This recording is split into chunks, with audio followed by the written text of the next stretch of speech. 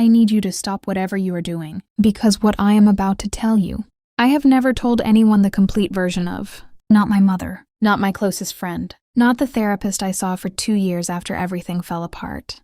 But I am telling you today, because somewhere out there, someone is about to make the same mistake I made. And if this story reaches even one person before they walk down that aisle, it will have been worth every uncomfortable word. My name is Serena. I was 28 years old on my wedding night. And at 11:47 p.m., while my husband was in the shower and I was sitting on the edge of our hotel bed still in my wedding dress, my phone rang. Unknown number. I almost didn't answer. I answered. The voice on the other end was a woman, calm, measured, like someone who had rehearsed this call many times and had finally decided to make it. Is this Serena? She asked. Yes, I said. My name is Catherine, she said. I was Daniel's wife before you, and I need to tell you something that I wish someone had told me. I sat very still on that hotel bed. The shower was still running.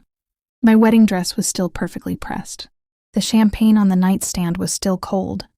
And something inside me, something I had been quietly ignoring for months, went completely silent and began to listen. If you have ever had a moment where you knew, before a single word was spoken, that what was coming would change everything, you know exactly how I felt in that silence.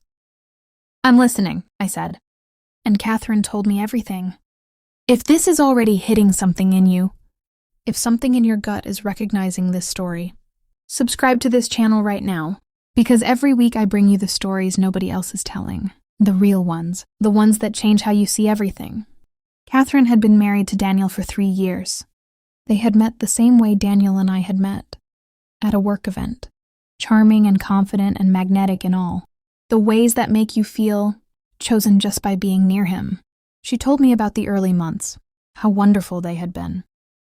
How Daniel had been attentive and romantic and made her feel like the most important person in every room.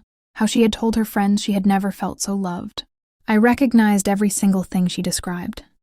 Word for word, experience for experience. And then she told me about what came after. The control began slowly. So slowly she hadn't named it for almost a year.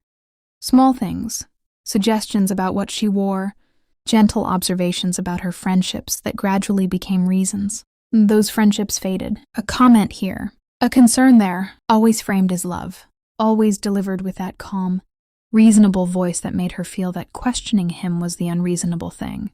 By year 2, she had lost most of her close friends.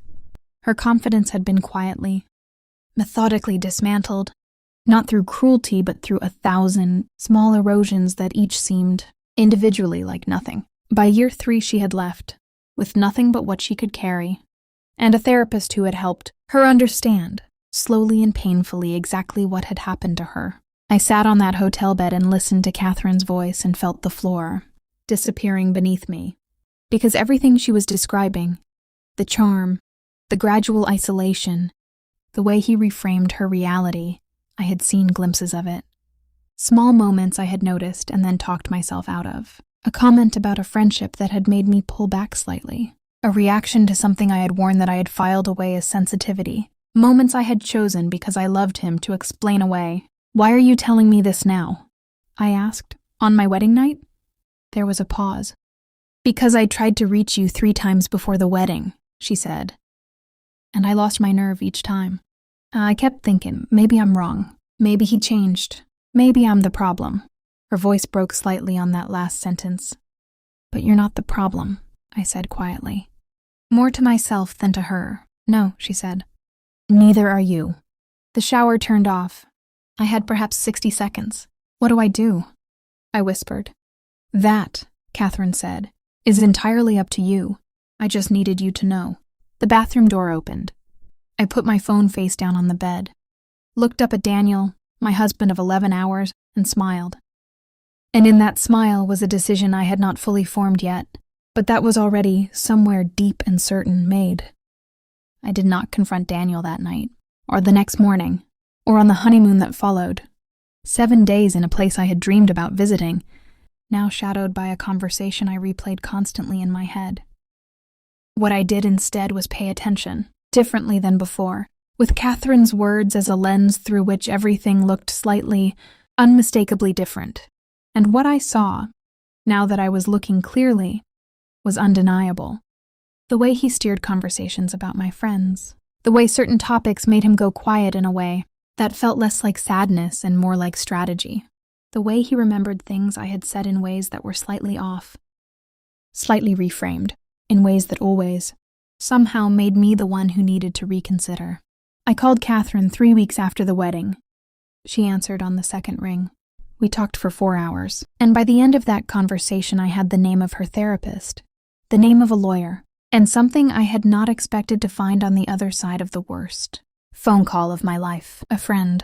The separation happened 6 months after our wedding. It was not easy. Daniel was charming and persuasive and genuinely believed, I think, that his version of love was the correct one. He had explanations for everything. Reasonable, calm, completely convincing explanations. But I had Catherine's voice in my memory, and my own, finally clearly without apology. The divorce was finalized 8 months later. I moved into a small apartment with good light, and complete silence and a phone that only rang when people I had chosen called it. Catherine and I still talk. Not every week, but regularly. 2 women connected by the worst possible thing, who chose to turn that connection into something that looked, over time, remarkably like friendship. Daniel remarried within a year. I heard through people we once shared. I said nothing. I felt nothing except a quiet, private hope for the woman whose name I did not know. Here is what my wedding night phone call taught me. When someone reaches out to warn you, listen. Not because they are always right, but because the part of you that already knows something is wrong deserves to be heard. Your instincts are not your enemy. They are the most loyal friend you have. My husband's first wife called me on our wedding night. I should have listened sooner, but I listened eventually. And that, in the end, was enough to save myself. If this story reached you, if it opened something, please share it with someone who needs to hear it. Subscribe to this channel. Leave a comment. Tell me what you are carrying. I am always listening.